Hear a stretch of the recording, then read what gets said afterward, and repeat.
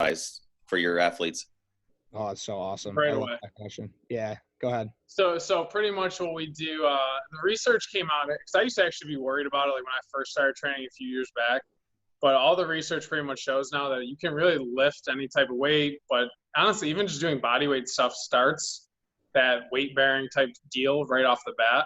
Because at the end of the day, as long as they're moving correctly, they're not going to get hurt. You just have to make sure that you're progressing, slowly, making sure you're just going from step to step and not jumping from here all the way up to here.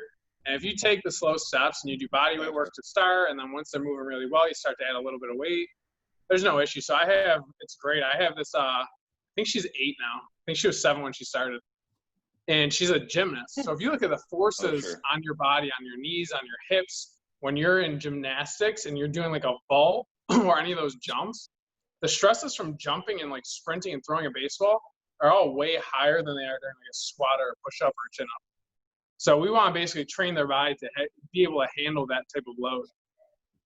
Okay. Sure. Thank you. Right.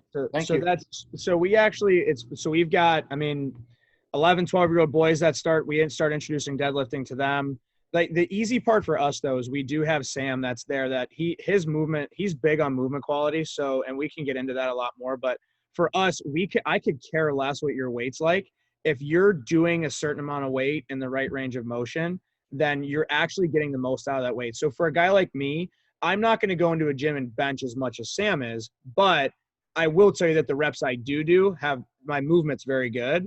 So I am getting the most out of that weight. But if you're doing like half rep on your bench press or like your back is arched on a deadlift, realistically what you're doing is you're actually hindering you're probably going to get hurt, right? So for Sam, we talk a lot, we introduce it to the younger guys, but we're right there to be able to, or he's right there to be able to actually monitor that.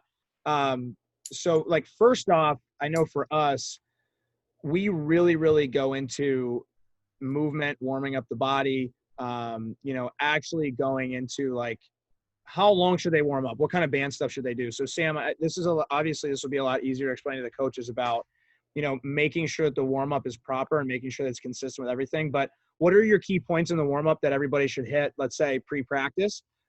Because I think that realistically, when we do have these time restrictions, when we are running into practice, how can we still get a really, really good mobility routine or warm-up routine so that they can actually, help them a lot? So you took the words out of my mouth, Ronnie. I got you, Austin. Dang it. Go ahead, Sam. Sorry. The first component's going to be just that general blood flow. Right? Because if you have a high energy or high core temperature and you have that general blood flow, your range of motion is going to increase.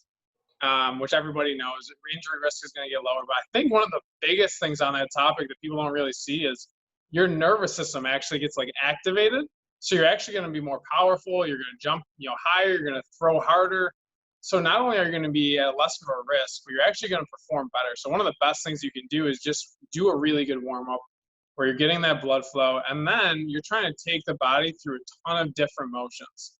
So if I know that my athletes, when they go to play, they're going to be sprinting, they're going to be throwing, they're going to be twisting and turning, we need to make sure that before they actually do that stuff at a high intensity, we're going to start to slowly bring that stuff in at a lower intensity, right? So you're looking at maybe even like a lunge with a reach, trying to open up the hips. You're looking at, just some general movements to get the whole body involved that are going to make your rotation better. They're going to make your toe touch better, any of that type of stuff, because at the end of the day, you're going to move better and you're going to have more range of motion to access.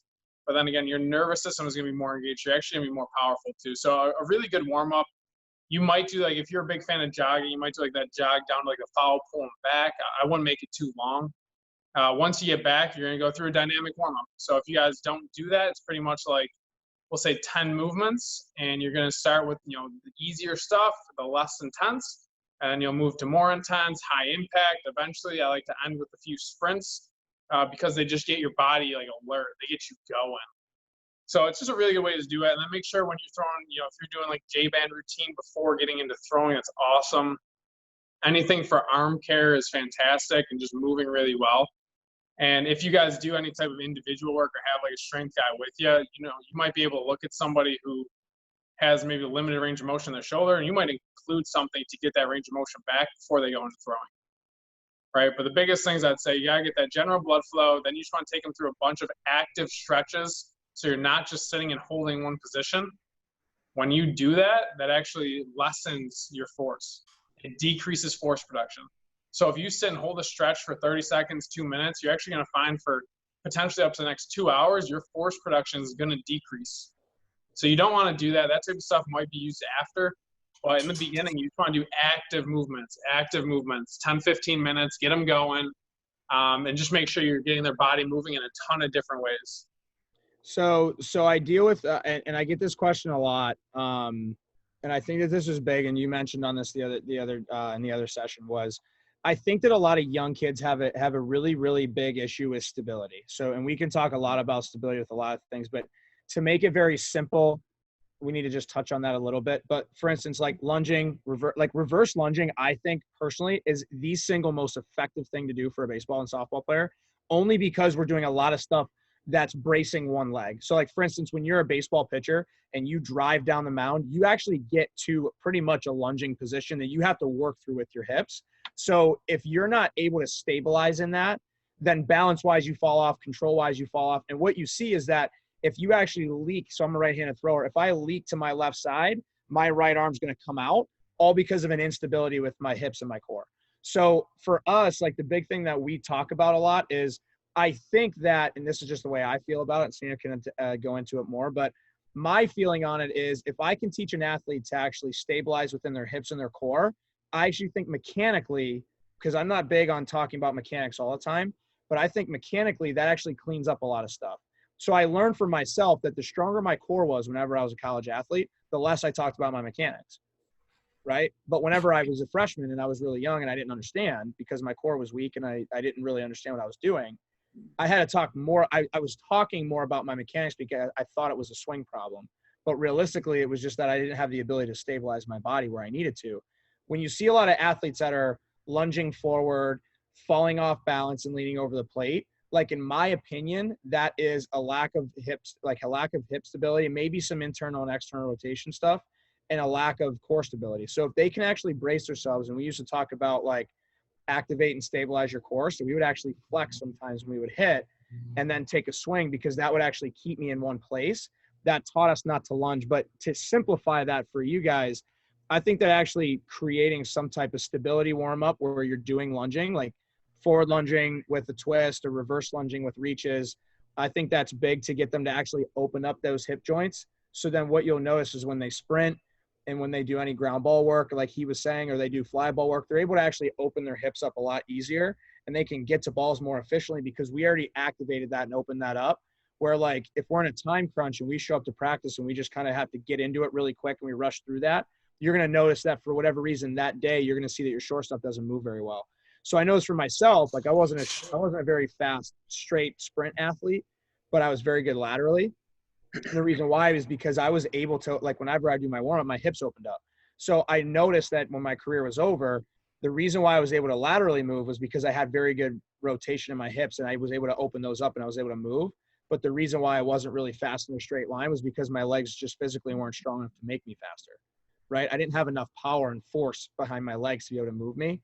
So that's kind of what I learned about myself. And I know Sam can go into that a little bit more, but Sam, what are we doing at the Performance Center that's helping with stability with the younger kids? Because I know that's such a big deal. So to give you guys a good example, I actually was on one of my teams that I'm working with. The one guy reached out to me. He's a 13 to 14-year-old kid, and he was having some shoulder pain. He was looking for some stretches, right? I don't want to give out stretches to somebody who I don't know what's going on. So I've never met this kid. It was only like an online program, if you will. We didn't even do an assessment because it was all right to the team. And I basically just got on a FaceTime call with him, and we looked at some movements, and there's two huge things that popped out, right? So he was having shoulder pain going up, and then when he went out to the side. And basically we found his lunge was absolutely terrible. So if you put him in a lunge position, not even going like forward and backward and stepping, but if you just get into a split squat and you're just going straight down and up, his hips were like here. So you have one hip way higher than the other. There's no stability. They're wiggling. You couldn't stabilize at all. And then the second piece, and this is actually what ended up helping his shoulder a little bit, is and I'm a huge believer in this, is crawling. And it sounds so stupid, but if you actually do a controlled crawl where your knees are just a hair above the ground and you're working on pushing with long arms, see your serratus involvement here, which is a really, really important muscle to provide good shoulder blade movement. And we did that, and all I had him do was crawl back and forth, and it was wobbly. There was, a real bad technique to it, but he was trying. And he got out of it. And just from doing that, his shoulder pain went down from, I think he said a 7 to a 3, and from like a 5 to a 1 in both the ranges of motion. So it went down significantly. And all of a sudden, he could actually brace his core a little bit. So crawling, if you guys do it with younger kids, you can put a cone on their back and see if they can crawl, let's say 15 feet without the cone falling off. And most kids can't do it. Like most kids, even my older guys, even my 16-year-olds, if you have them do it, usually their hips are going, crazy and they can't stabilize. So we're actually looking there at shoulder stability, which is huge. We're looking at core, so we're looking at like your abs, we're looking at obliques, and then we're looking at hips and even quads when you crawl. So I'm a huge believer in crawling as a big one, but even like your basic planks, your side planks, can guys do it? Can guys stabilize? And can guys actually engage their abs? Because a lot of times when people do planks, they have no ab involvement whatsoever. It's just the lower back, tightening up on them. So just making sure they're doing that stuff right, where they can actually feel their abs engaged. And then eventually progressing that to like a push-up. Can you do that and do a push-up at the same time, right? Because that pretty much is what a push-up is. So those are the biggest things that we look at for core stability. But I'd say if I had to pick one movement for core, it'd be crawling, because most kids can't do it. There's a ton of different variations you can do with it. It can be a great warm-up for kids just to have some fun. But again, most kids can't do it. It's a nice competition too. Right. I like that a lot. And I notice even for some of the guys that like for us at Hot Corner, we're actually in the process of doing this huge transition where every athlete that comes in for any type of session is going to have to go through a specific warm up. And the one thing I notice with a lot of kids is and this is kind of in depth, and I think this goes on to the stability piece a little bit, but they have a really, really hard time separating their lower half and their upper half. And I think it's because everything is just combined when they rotate. Right. And so, I mean, we're going to get a little bit technical in this a little bit, but like, when they go to rotate their body, it seems like the hips and the shoulders all rotate at the same time. And I think the reason why is because number one, there's a lack of strength in there. And I think number two, there's a lack of mobility in there. So our big system that we use is trying to create as much athleticism within their body as we can. The cool thing with Sam and I is we're polar opposites. So he's more on the stronger side of things with a little bit of a lack of flexibility, and mobility, which he's worked on a lot. Where for me, I'm more of the mobility, flexibility guy, but lacks strength.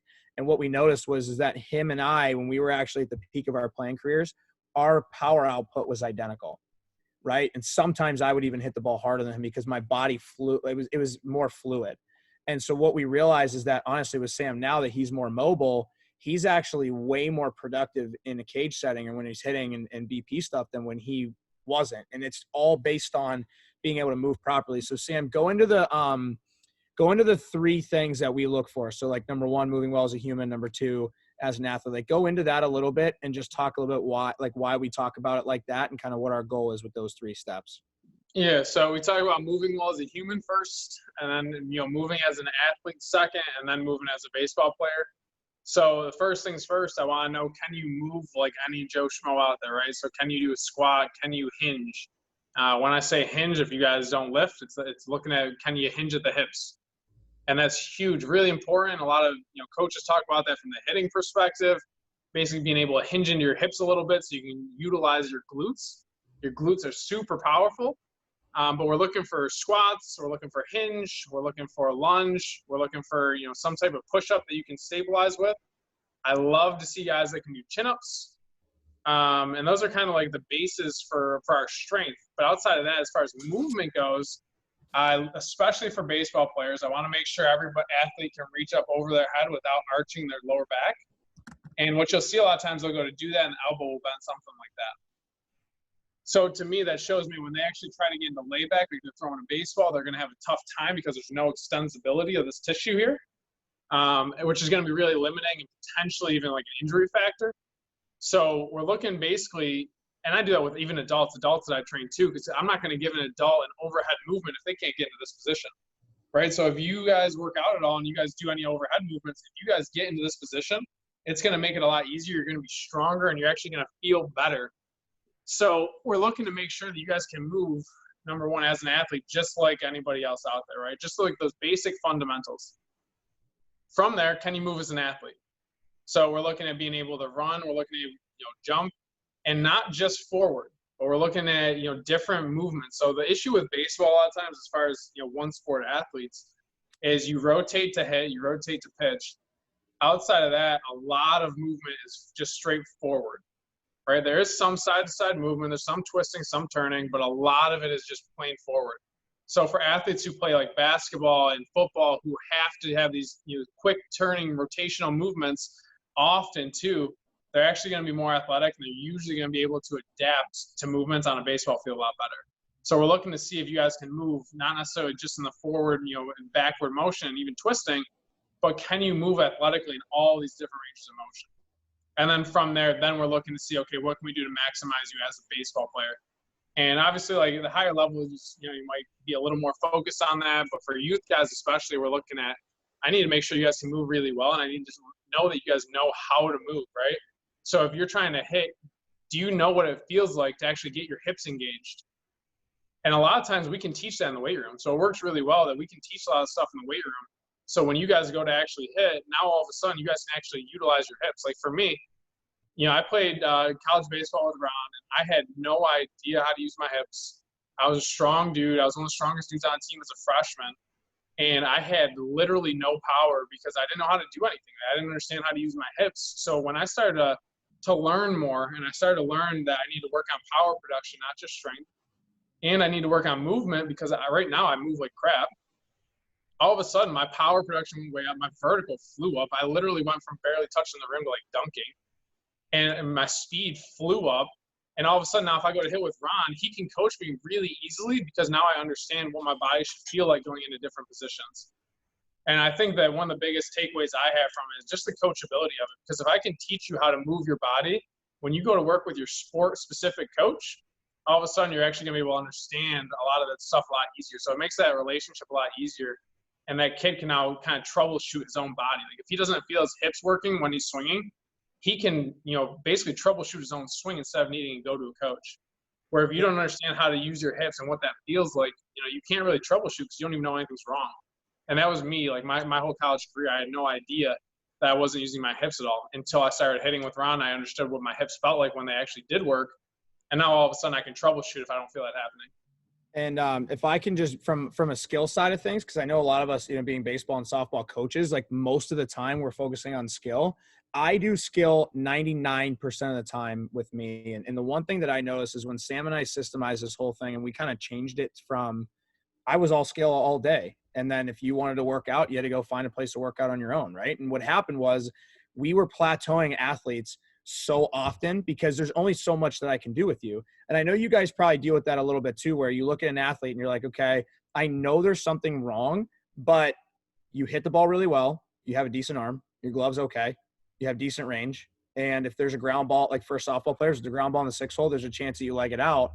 But what's missing? And that's where, like, for me, it was just a huge eye opener for myself because we were getting athletes that were actually getting to college to play, but like I didn't really have a ton of high school draft picks.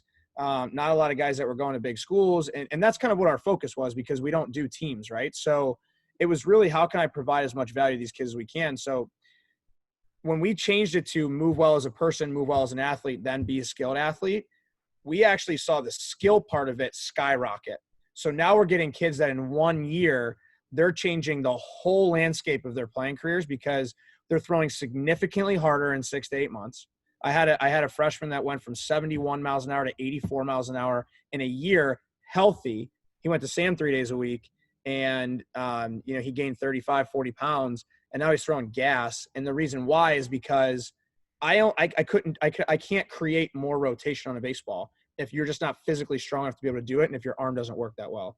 So, and then going to our first point is, I want you to work well as a person. Like if you just genuinely can't reach your arm overhead, well, then I can't actually expect you to be able to throw a baseball hard because I'm worried about you as a person first, right? So realistically with all of our athletes, and especially in baseball with pitching, like we override our athletes all the time with pitching stuff because we're trying to win tournaments, and a guy that's really good, we ride them, right? And I was one of those guys. When I was in high school, my coach, he threw me all the time. But like if we can help you move well as a person, then when you stop playing the sport, then what ends up happening is you're still going to have that same work ethic, that same drive. You're going to have that feeling of being able to move well as a person, which I think is super valuable, and you feel better. Like, I know for me, like when I wasn't working out, like I would wake up in the morning and my back was sore, my legs were sore. But as soon as I got back in the gym, I feel 1,000 times better every morning when I wake up. I just feel stronger and better as a person. And then moving into being an athlete, and I've talked about being an athlete 100,000 times in here, but being an athlete is so important because, like Sam said, you can adapt. Like if I have a conversation with an athlete about, hey, like, you know, you're spinning off the baseball and your hips are kind of turning, not driving.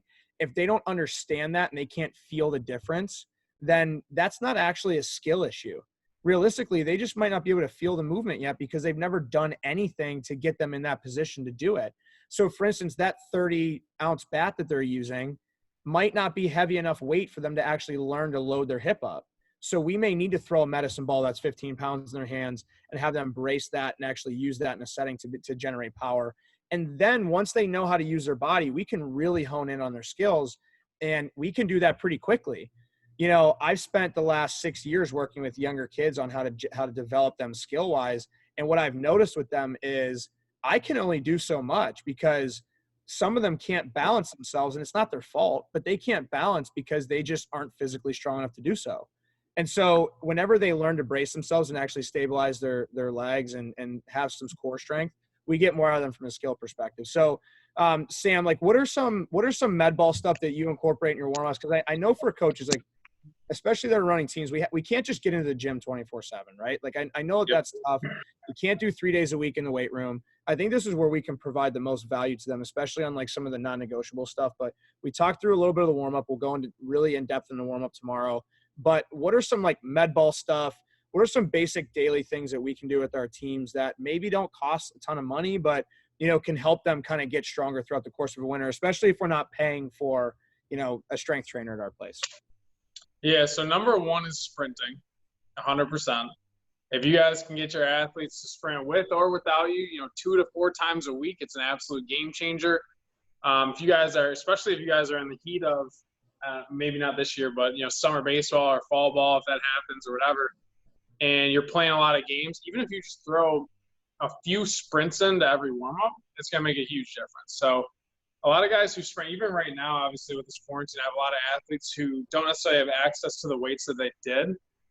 So for me, the biggest focus is doing that sprint work because you're basically going to be working on the high motor neurons, and you're going to be working on that high motor function. So you're going to be able to develop strength and power still. So sprinting is absolutely huge. And honestly, if you guys haven't sprinted a long time, I know for me, if I don't sprint for a really long time, because I'm not an athlete anymore, when I sprint again, my abs will be sore. So like you're not actually only developing speed, but you're actually going to get stronger. Like your hamstrings, your glutes, your abs, even like potentially your upper back from getting your arms swinging. You're probably going to be working a lot. So sprinting is the biggest thing you can do. Outside of that, I love med ball stuff. I like med ball stuff for power work a lot. And that's really, I mean, if you can do any type of rotational power work, it's fantastic. Once in a while, we'll do some overhead stuff too, just so I can teach you guy to use his lat when he throws instead of just his rotator cuff. So if I can get a nice med ball slam with like a 6-pound ball or a med ball throw forward, just making sure it's coming from the lat, it makes a big difference. Because if you look at high-level baseball players, they actually use their lat more predominantly than like amateur players. And they've done some studies on that, which is pretty interesting. So if I can get a guy to feel his lat a little bit and understand how to use that when he's throwing and when he's doing different overhead motions, that's going to make a big difference for him. And then as far as any type of rotational work, if you guys haven't seen, you know, shot puts and med ball scoops and these different drills, they're similar to hitting as far as the lower half mechanics. So we can work on lower half mechanics and then basically add that power component. But the med ball helps you feel it, which is huge. And then as far as like strength on your own during practice or anything like that, it can be as simple as just having 10 minutes at the end or something like that to add in just some body weight stuff. And it might not even be much. It might be like, okay, let's just get into a split squat position and hold it. But that might be it. Let's just do a plank to end it today.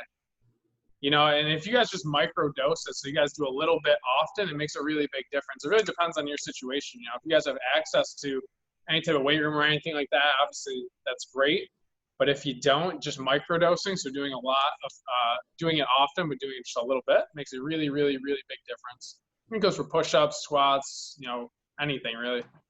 Right, and I'm actually going to share my screen here. I'm going to show it a couple times. we did a lot of med ball stuff with this guy's in the Twins organization who actually trains at our place. But so when we're trying to take baseball and we're trying to take strength and conditioning and kind of combine them, Charlie basically what he did was he gave me everything that they do in the Twins organization. He told me before this one to throw the ball directly to his back hip. And so when I threw it to him, he's basically getting to this separated position here. And what this does is when his front foot lands and his hands are back, this is something that they do every single day. And these are the kind of things that we do in our practice prep stuff. But if you actually look in this position, he actually braces. So when he catches this med ball, he's in a really, really good position to be able to explode from here, right? And then we go into some other med ball stuff here too. And I know Sam does a lot of this stuff down at his place, but this one is something that I got from him. Basically what he does in this one is he does 2 reps. So he'll do a swing stop and he'll do a swing throw. So I'm going to try and make sure that we can get this here. Hold on one second.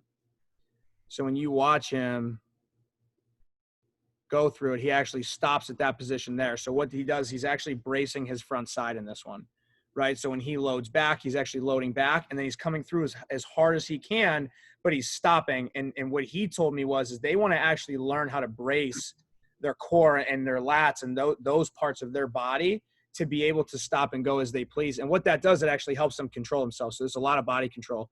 And when he loads back, he actually throws it into the net. So what you see is he's actually working on upper body rotation here. He's working on his core. So when you watch it in full speed, he's actually throwing it. So we do a lot of this stuff at our place pretty much every single day with some of our athletes. This is something Charlie and I do every single day in our work. It's what they do in the Twins organization.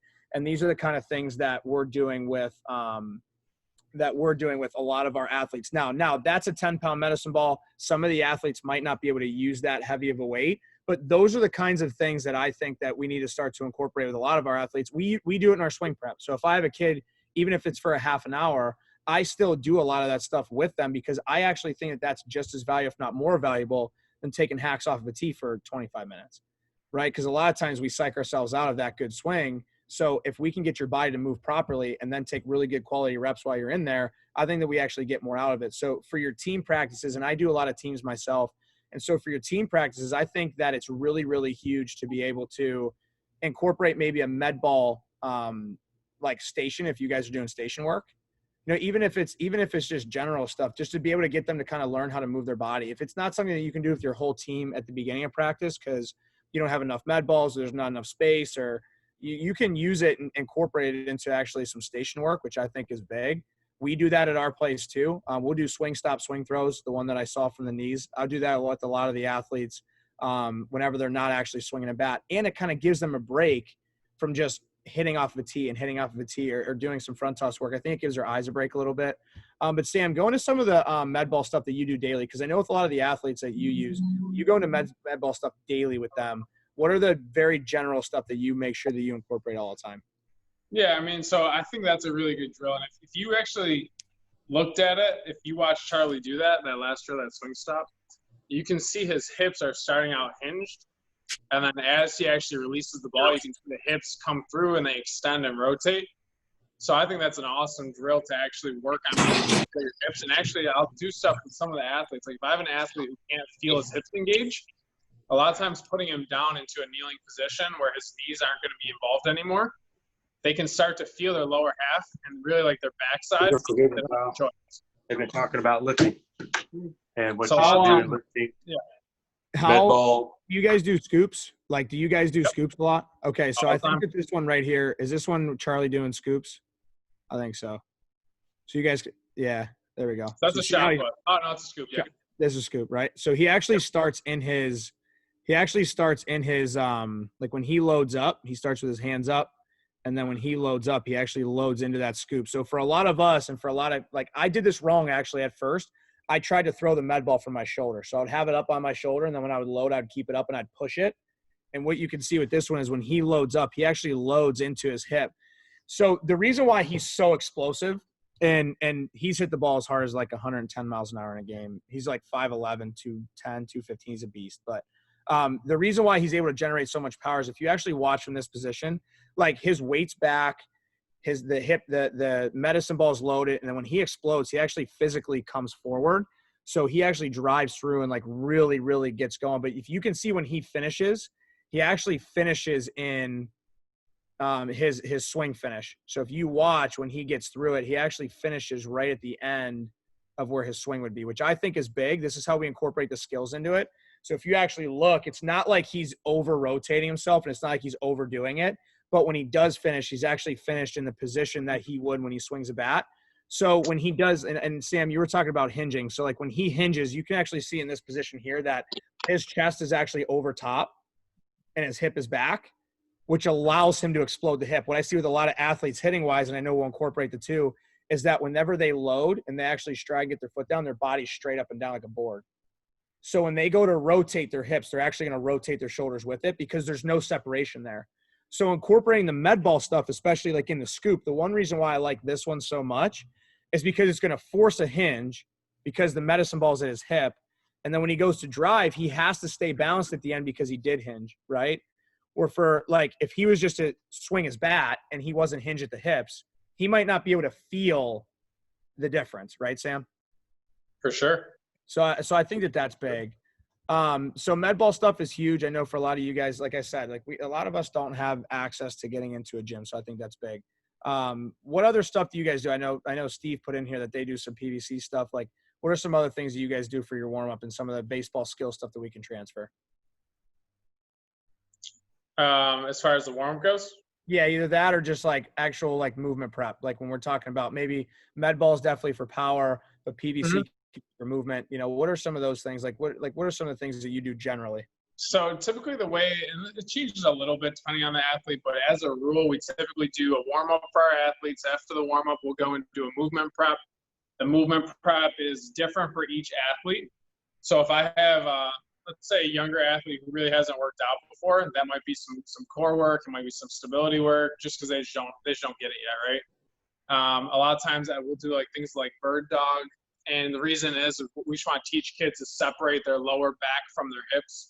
So can they actually stabilize it? Do they understand where their back is? A lot of what we do is really trying to get kids to understand what's going on with their body and where it's moving. So that's really that first phase, and med balls can be a really big piece of that. Because, you know, one of the things that you kind of mentioned is that hinge, again, on the scoop. And what you see with those kids who aren't hinging at all, the kids who are just straight up and down like a board, they a lot of times think of the rotations coming from like the torso. And it can't. If you're looking at a good rotation and any type of power, it needs to be derived from the hips. So any type of med ball drill that's going to focus on that's fantastic. And I actually do a lot of like the stops and starts too. We do them in all types of different positions. And one of the main reasons is because we want to teach an athlete to absorb a load before we actually produce it. So like for me, for instance, I strained my my left oblique, I think it was. One of my obliques. I think it was my left oblique when I was in college playing baseball. And I did it swinging. And for me, I never did anything like that. So I actually didn't have the strength to absorb that force. So if I can rotate really, really fast and produce a ton of power, if I'm not strong enough to stabilize and stop myself from rotating, I'm going to get into a bad position. I might even just have trouble actually getting to first base because I'm still rotating. So any drill where you're actually doing that type of stuff, I think is huge, like the stops and starts and that quick like power to stop, and can you actually absorb that load? So med ball drills are great for that. We'll definitely use PVC.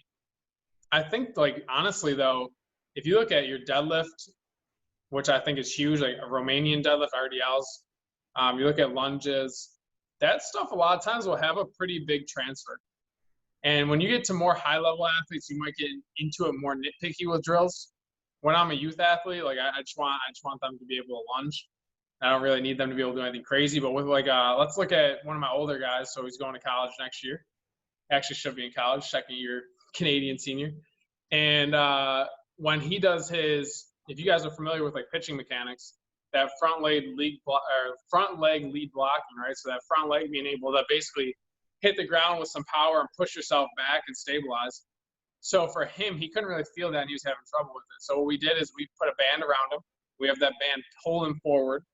And then I basically have him lunge forward. So basically the band's going to force him to go down really fast forward. And then he has to produce a ton of power to push himself back because now the band's pulling him too. And a drill like that, it's going to teach him how to, number one, what that feels like. Like, what's it actually feel like to push in that direction? because it's not really something you do otherwise except for maybe pitching. So it just brings more awareness to it. And then on top of that, we're actually training some strength to be able to do that. So after doing that for a little bit, now if you look at his lead leg blocking, it's perfect now. So Right. now it's moving on to other, mechanical inconsistencies, if you will. But for him, that's what it is. So every athlete's a little bit different on what they need, but there's a lot of drills you can do. I would say to start, just getting kids a base of strength and like, can you hinge at the hips, right? And you can do, there's a ton of med ball drills where you're producing power forward, just like a forward scoop. I don't know if you have a video of that. I don't for sure, but if you do something like that, we're just teaching people how to load their hips and then drive forward. And a lot of people don't know how to do that. Like a lot of youth athletes don't understand how to load maybe their right hip from their left hip. Like a lot of times it's going to be just both hips automatically. They don't know how to load separately.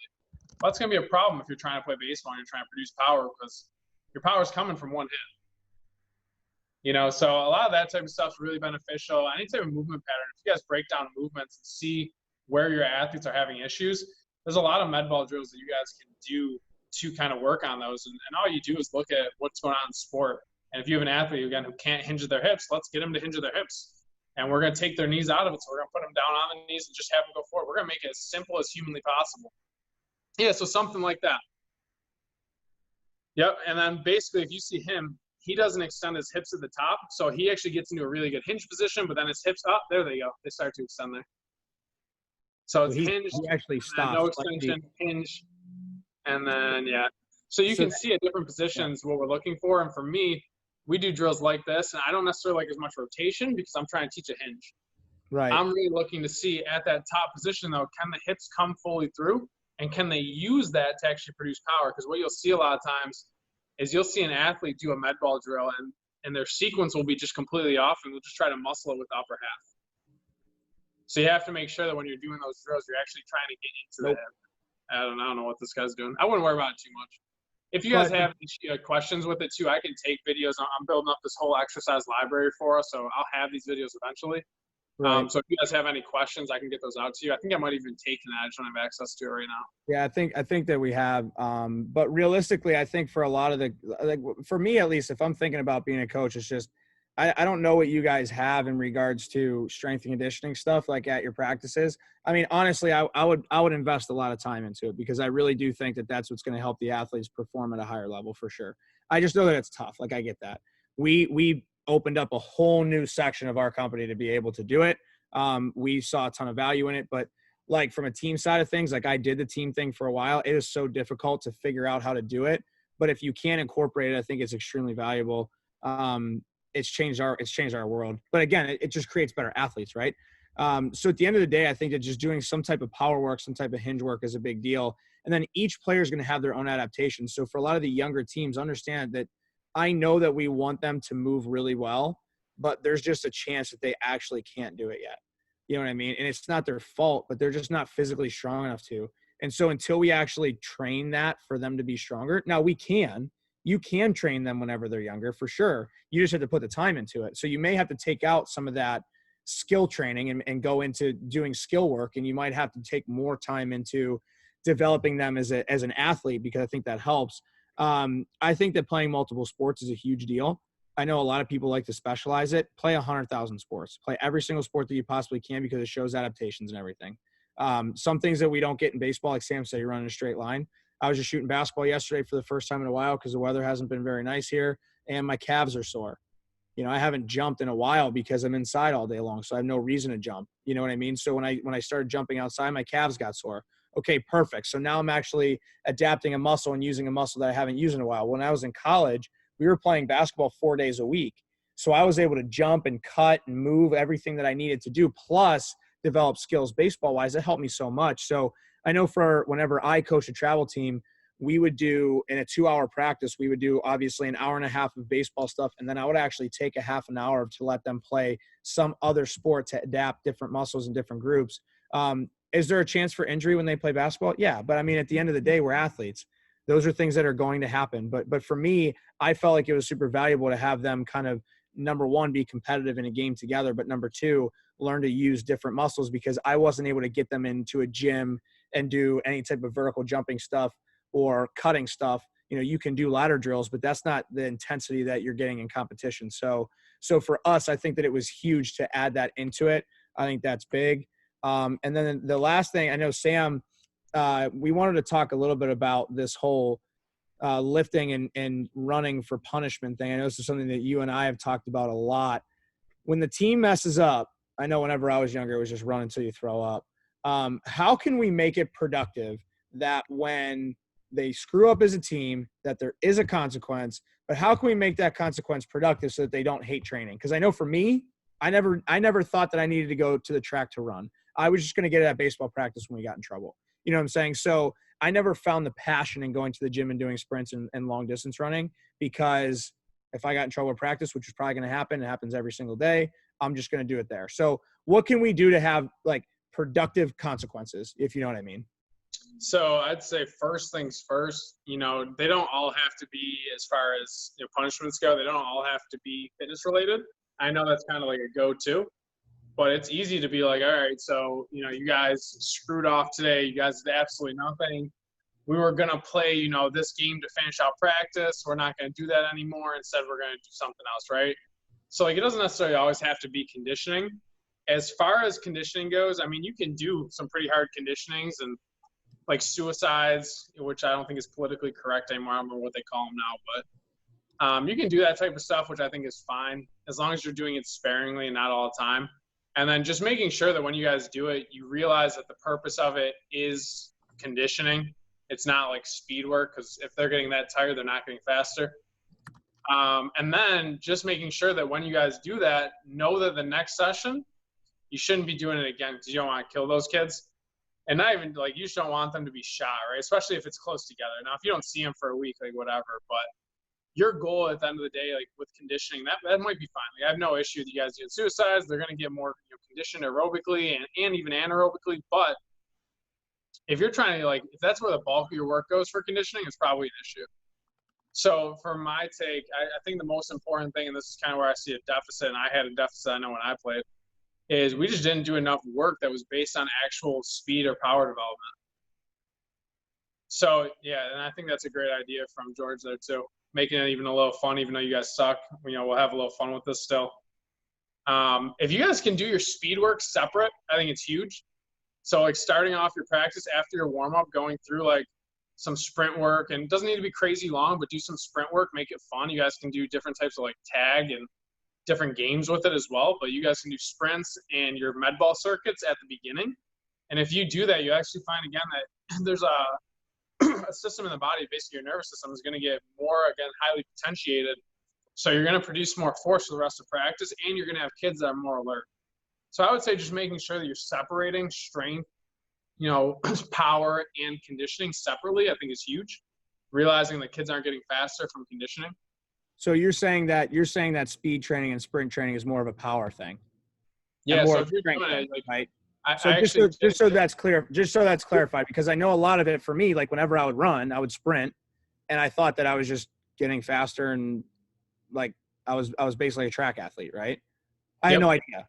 But when you're doing endurance running, that's more of, and we can get into this last, but the recovery piece of it, that's more of the setting that aerobic base for them is the endurance piece, right? Yeah, so I don't want to get crazy into it because I got a lot on topic. I was just watching this weekend, there was a recovery summit where there was there was like 20 different speakers from all different facets of strength and conditioning and physical therapy and chiropractics, and all these different people talking about different recovery modalities and how people should recover and kind of some of the issues they see. And one of the issues is basically you have a couple different parts of your nervous system, and two of them are going to be your fight or flight system, which I'm sure you guys have kind of heard of, and there's the rest and digest, and that's just a really basic term for it, but it gets the point across. So you got fight or flight, and then you got rest and digest. And if you have an athlete who's always in that fight or flight mode, and that might be like, I know I've played for coaches before who, held a really, really high intensity practice, and it was really high stress, and you're going to yell at. That kid's constantly in that fight or flight mode. And what you're going to find is that usually kids are going to play better somewhere in the range between that fight or flight and that rest and digest. And every athlete's a little bit different on where they're going to fall in that spectrum as far as optimal performance. But most athletes aren't going to perform the best here. So if you have a kid even that you do that hard conditioning workout after a hard practice and you yell at them, the next day they're probably not going to perform as well just because their nervous system's shot. And some kids will, but you're going to have athletes that suffer just because the nervous system, if they're not getting enough sleep on top of that, the nervous system isn't going to basically recover well enough, and they're not going to perform that well. So you should have to make sure that you're modulating stresses. You know, again, if you're doing your speed and power work and you're chasing the adaptation of being faster and being able to produce power really fast, then you need to make sure you're recovering. So you can't get tired, because if you're getting tired, you're not going to perform as well. So I just on one of the presentations, was a great post on sprinting. And basically there was a study that showed two different athletes, and basically what they did is the one athlete had 5-minute breaks between each sprint, and a sprint's like anywhere from 10 to 40 yards. And then you're looking at the other athlete, I think they did 40 yards for the study. And then the other athlete did sprints, but he only had like a minute and a half in between sprints. And what you found is the guy with a minute and a half actually got worse every single sprint. So in the same amount of time, I think he did 10 sprints, he got worse every single time until all of a sudden he's dropped like half a second off the sprint. The other guy has actually either gotten better or stayed the same on all 5 sprints. So he did half the sprints, but he did 5 sprints at 100%. The other guy did 1 sprint at 100%, and the rest were like 90. So if you're actually trying to get faster, you got to make sure you're resting enough. So just making sure that you guys realize, you know, it's important to recognize like conditioning's fine again, and we'll talk about that more at another time too, but conditioning's fine, but just recognize that conditioning and speed work are not the same. They're not synonymous. That's big. And then I noticed, and this will kind of be the last thing before we wrap up, but I noticed that when they have a really good aerobic base, so basically like so you're basically saying run endurance training like probably 1 to 2 times a week and sprint 4 times a week, right? So yeah, so basically what I would do is as far as conditioning goes, it depends on the type of year, but usually like 1 to 2 times a week is good for most athletes. And ideally, those are sessions that are really slow. They're not fast at all. Your heart rate's in like 60 to 70% of your max. And you're just going to stay there for like 30 to 90 minutes. And you might even be able to do skill work in that time. Like I know me and you've kind of talked about brainstorm. So you might be taking like some different drills that aren't really skill intensive. But like a low level skill drill might be a great idea to do that, where you're moving consistently. There's no breaks. Heart rate stays in that zone. It's not too intense. It's not too lax. It might be doing movement circuits. So I'm just going to take the dudes through our dynamic warm-up 10 times. It might be running. It might be biking. But again, because athletes like baseball players run so much in one direction, like if you can get them out of that plane, it's really beneficial. So if I can get an athlete moving this way and that way and diagonal and rotationally in their movement instead of just like 30 to 90 minutes of straight running, it's going to kind of avoid some of those negative adaptations of tightness and tension in their hips. So for aerobic training, you're looking like 1 to 2 times a week, and then sprint training, like 2 to 4 times a week. And really, the less you do per session, the more often you're going to do it, right? So if you only do a few sprints, then you should definitely do it like 4 times. But if you're going to do like 2 days pretty hard on, where you're going to spend 20 to 30 minutes sprinting, then you probably only need to do 2 days, maybe a third if you want it. Yeah, that's good. And I'm going to use a girl that we train. I don't know how much you guys know about New Jersey Intensity, but we have a girl that plays for that team nationally, and so she's all over the place all summer long. And in the off season, her training regimen's pretty intense. So Sam and I came together to put something together for her, where she was actually in the gym 3-4 times a week, and she was with me 3 or 4 times a week. And so we were trying to figure out a way to not totally crush her every time that she was with me, and so we were kind of synced up on what we were doing. So for instance, on her defensive days, when she was doing a very low stress workout, those were the days that I was doing, hands drills and form work and very light and easy ground ball stuff. So we were getting her footwork down to make sure that she was doing things right from across the diamond. She plays shortstop. So figuring those things out was big. And then the days that she was doing any type of high intensity work in the gym where her heart rate was going to be really high, those are the days that we would play wall ball, where the ball was moving and moving and moving, where I was doing slow roller plays, or we were doing, go catch a fly ball, sprint to catch that short hop. Like we were keeping the high intensity in her practice as well. So for your teams, that could be a great thing that you guys do with your teams those days. So let's say you want to do a workout with them and you want to keep it low intensity, but still keep the heart rate very similar for a full 90-minute practice.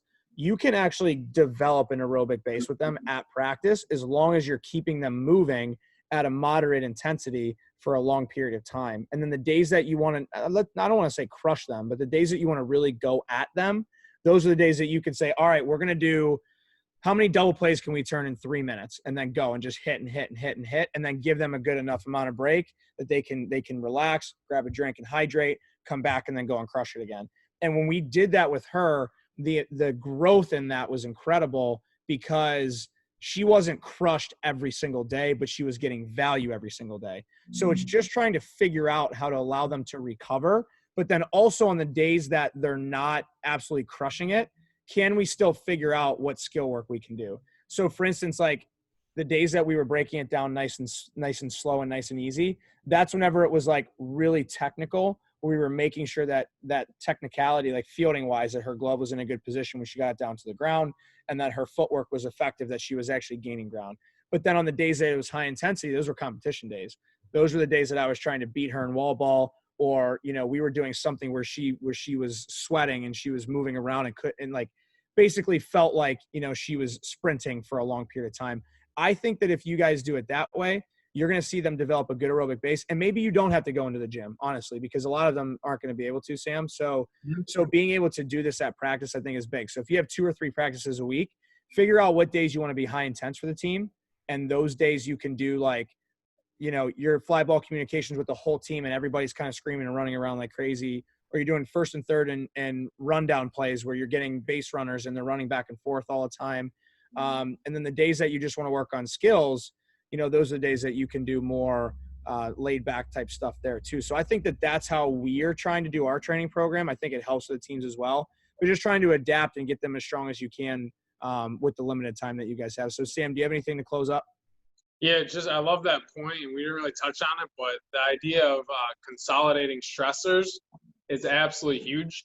And that's basically the idea. Charlie Francis kind of created this idea. He was an old sprint coach. And it's basically the idea that you have high intensity days and I wouldn't even say just intensity, but like, you know, you might just be doing something for a long time that's semi-intense, which ends up being like a high stressor. So you're looking at basically like high stress and then low stress. And being able to go between those is really important, because basically what's going to happen when you produce stress on the body, there's a phase where the next day your performance is probably going to decrease because the stress of this day was so high. And then what's going to happen on the second or third day, that performance is hopefully going to go even a little bit above where it was. And that's basically super compensation. And that's where we want our athletes. So the idea is high stress, low stress, let them recover. Now they're a little bit better. Let me perform that stress again.